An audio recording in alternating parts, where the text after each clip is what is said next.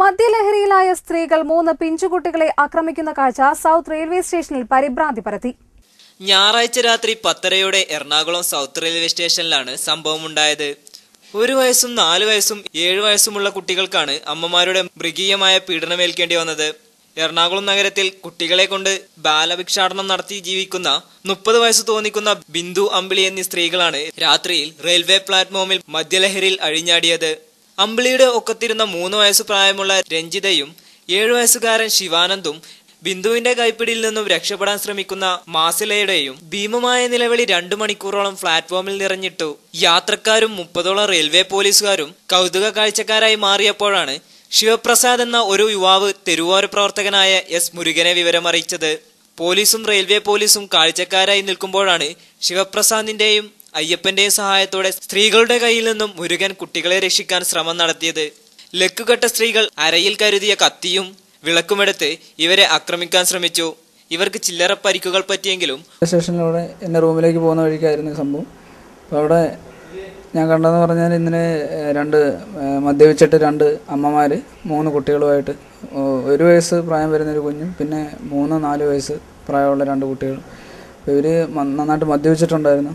ഒരു കുട്ടികളെ മർദ്ദിക്കുന്നുണ്ടായിരുന്നു. അവർ പരസ്പരം അടിയുണ്ടാകുന്നുണ്ടായിരുന്നു. അപ്പം അവർ ചുറ്റും കൂടുന്നവരെല്ലാം തെറി വിളിക്കുകയും അങ്ങനെയൊക്കെയുള്ള കാര്യങ്ങൾ അവിടെ ചെയ്യുന്നുണ്ടായിരുന്നു. അപ്പം ഇത് കണ്ടുകൊണ്ട് പോലീസുകാർ RPF പോലീസുകാർ നിൽക്കുന്നുണ്ടായിരുന്നു, നോക്കി നിൽപ്പുണ്ടായിരുന്നു. അപ്പോൾ അവർ ഒന്നും ചെയ്യാതെ പ്രതികരിക്കാൻ നിൽക്കുന്നുണ്ടപ്പോൾ ഞാൻ കുറേ നേരം വാച്ച് ചെയ്തുകൊണ്ടിരുന്നു. ഒരു 1.5 മണിക്കൂറോളം ഇതുണ്ടായിരുന്നു.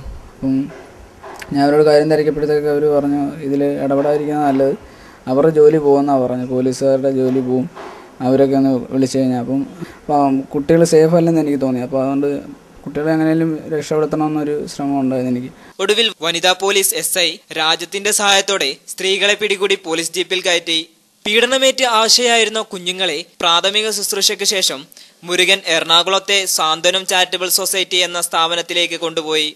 4 വയസ്സുകാരി മാസിലയുടെ ഇടതു കാൽപാദത്തിന്റെ വെള്ളയിൽ കമ്പി പഴുപ്പിച്ച് പൊള്ളിച്ചും മുറിവ് കാണാം. ശിവാനന്ദിനും കൈകളിലും കാലുകളിലും പൊള്ളിച്ചതായി പാടുകൾ കാണാം. നഗരത്തിലെ ഗുണ്ടാ സംഘടനകളുമായി മറ്റും അടുപ്പമുള്ളവരാണ് കുട്ടികളുടെ മാതാപിതാക്കൾ.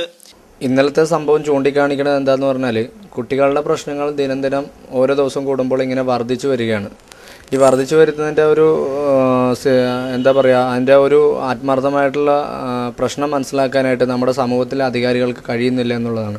അപ്പോൾ എത്രയും പെട്ടെന്ന് കുട്ടികൾക്ക് വേണ്ടിയുള്ള ഒരു കമ്മീഷൻ, വനിതാ കമ്മീഷൻ പോലുള്ള ഒരു കമ്മീഷൻ സംസ്ഥാനത്ത് കൊണ്ടുവരിക എന്നുള്ളതാണ് ആദ്യത്തെ നടപടി. ഇവർ ആക്രമണ സ്വഭാവം കാണിച്ചപ്പോഴും കത്തിയെടുക്കാൻ ശ്രമിച്ചപ്പോഴും ഇതെല്ലാം കണ്ടു നിൽക്കുകയാണ് ചെയ്തത് പോലീസ്. അപ്പോൾ ഇത്തരം സംഭവങ്ങൾ ഉണ്ടാകുമ്പോൾ ഇത്തരം കാര്യങ്ങളിൽ ഇടപെടേണ്ട പോലീസ് സേന തന്നെ ഇടപെടാതിരിക്കും. Railway police പ്രൊട്ടക്ഷനാണ് ഇടപെടാതിരുന്നത്. അവസാനം വനിതാ SI പാർവതിയുടെ നേതൃത്വത്തിലുള്ള ഒരു പോലീസ് സംഘം വന്നതിന് ശേഷം ഏറെ പണിപ്പെട്ടാണ് ഈ സ്ത്രീയെ അവിടുന്ന് രക്ഷപ്പെടുത്താനായിട്ടുള്ള